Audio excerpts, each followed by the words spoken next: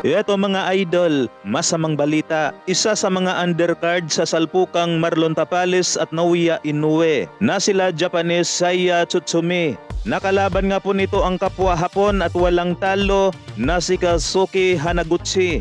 Para nga po ito sa Japan Boxing Commission Bantamweight 10-rounders. Kung atin nga pong mapapanood ang buong video sa kanilang salpukan mga idol, lamang na lamang sa abilidad at lamang sa puntusan itong si Hanaguchi. Pagdating nga po sa round 6 ay duguan na itong si Tsutsumi. Kaya tiningnan ito ng doktor. Okay pa naman kaya nagpapatuloy ang kanilang salpukan hanggang umabot sa rounds. Okay na sana mga idol, panalo na sana itong si Hanaguchi. Pero bago nga po matapos ang round 10 ay nasingitan ito ng isang solid at bumagsak. Kaya natalo tuloy itong si Hanaguchi. Ang masama pa nga po dyan mga idol, pagkatapos ng kanilang bakbakan, dinala nga po itong si Hanaguchi sa hospital dahil kumatos nga po ito. Nakasalukuyan nga raw itong inooperahan sa Japan Hospital. Kaya sinabi nga po dito sa post ni Naoya Inoue na atin nga raw ipagdasal ang kaligtasan ni Hanaguchi. Ang hirap din talaga ng boxing mga idol.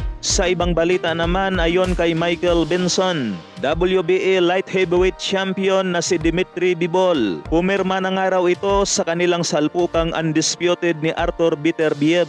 At target nga po gaganapin ang kanilang salpukan sa Saudi Arabia. Pero kinakailangan daw muna tudasin ni Artur Beterbiev si Callum Smith sa kanilang bakbakan ngayong January 13 para daw sigurado na ang kanilang salpukang undisputed ni Artur Beterbiev. Sa kabilang dako naman mga idol, tagapagsalita ng promosyon ni Cuadro Alas Casimero na ito nga ay si Ai Alesna na nakabase sa bansang Japan. Sinabi nga po niya rito sa kanyang post na Filipino ex-Twitter personality, makakatikim ng love letter galing sa abogado ng isang Japanese promotion 2024. Sabay may hashtag nga po ito na Viva Pit Senior. Sa post ngang ito ni Ai Alesna mga idol ay ayaw naman natin manghula kung sino ang kakasuhan. Pero kung talagang mayroon mang makakasuhan, sa tingin ko rito mga idol ay isa ito sa mga nakinabang noon ni Casimero tapos biglang nagkagalit at nadamay ang promosyon.